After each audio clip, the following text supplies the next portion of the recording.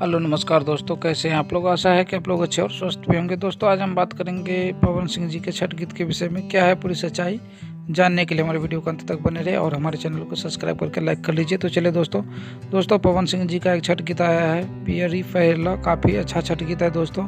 और दोस्तों 12 घंटा में देखिए 1 मिलियन को पार कर गया है दोस्तों। ये काफ़ी अच्छा गीत है और पवन सिंह जी इसमें गाए हैं और शिवानी जी हैं, दोनों गाए हैं। काफ़ी अच्छा गीत है।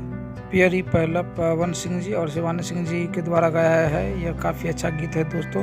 अगर आप नहीं सुने हैं तो आप ज़रूर सुनिएगा। यदि आप सुन लिए हैं तो कमेंट करके बताइएगा दोस्तों। मैंने आज का ये छोटा सा वीडियो आपके लिए ही बनाया है और आपको कैसा लगा कमेंट में ज़रूर बताइएगा दोस्तों।